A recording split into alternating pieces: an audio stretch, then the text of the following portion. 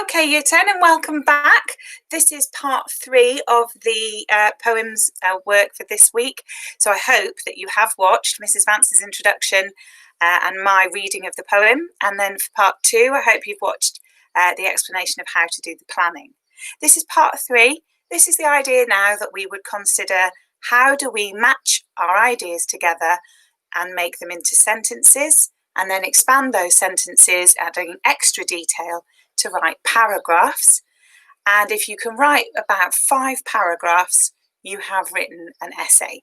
Okay, in the exam you would have 20 minutes on one single poem.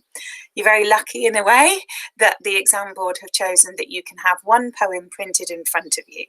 So the one that you write about for 20 minutes you've got in front of you, and you can just sort of do what we've been doing, check you understand it, pull out some quotations, and then the thing that gets you marks is writing the essay.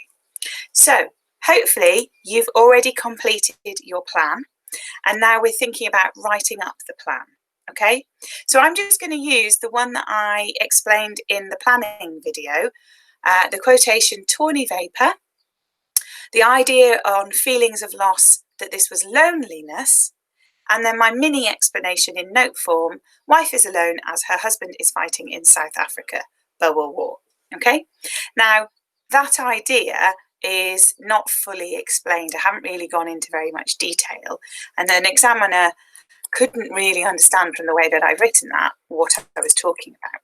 So writing up the plan is about putting that idea that I've had into a paragraph. Okay, so I put that small part of the plan there, and my paragraph can begin with the idea of loss, because then I've just taken the words from the question.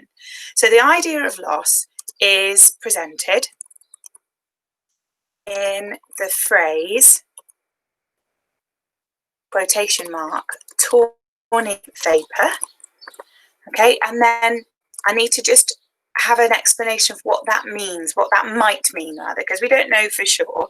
And so what it means to me, what it is suggesting, is suggesting how the wife in London, on London,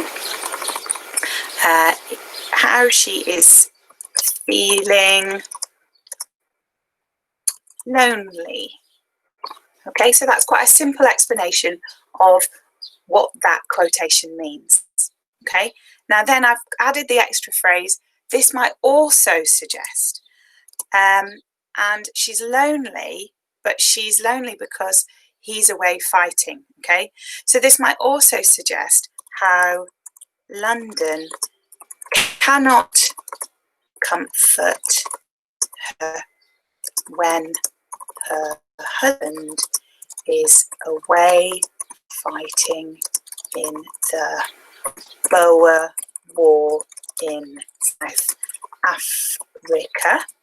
Okay, and then the last thing I can do, and this is where we really get to see that you can write full paragraphs that are really well explained, is let's do one of the ways of stretching and developing our paragraph. You will have seen in other videos, hopefully, and when you were in class, that there were ways where you can zoom in, or you can make a link to somewhere else in the poem or extract, or you can offer an evaluation.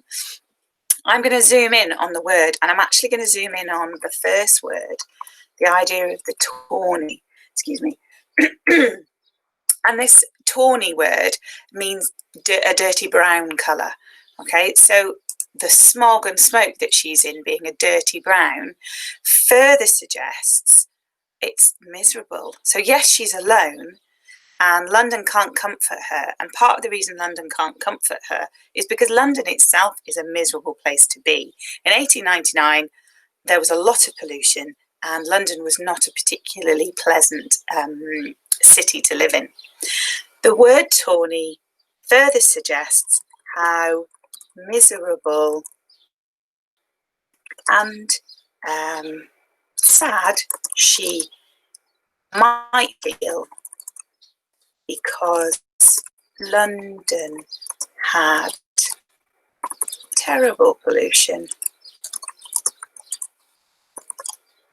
So as well as being on the inside, she is she is sad on the outside because London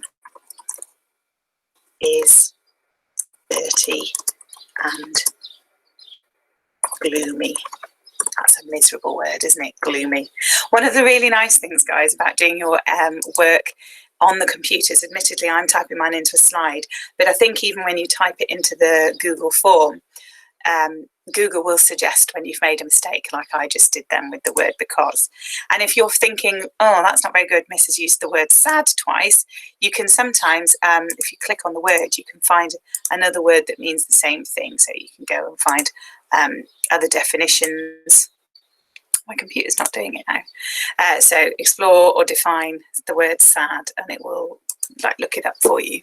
So that can be helpful if you want to make sure that when you're writing up your plan to become your essay, it's written in a detailed way. So have a look at that on the screen now. You can see that my brief note part of my planning, wife is alone as her husband is fighting in South Africa, Boer War, has become that lovely developed full sentence and paragraph. And what you would then do is you go back to your plan, your next step of your plan, so street lamp glimmers cold, and you think, right, what sort of feeling of loss is that? Again, I think it's the sort of loss of comfort, and then you'd think about how she's feeling miserable again and explain it. Or you could pick another quotation of your own choice. It's up to you, but you can see that you need ideas to develop them into written up paragraphs. I hope that was clear, Year 10. I may have rambled on a little bit too much there, and sorry if that's the case. All right, so that's it from me. Thank you and goodbye.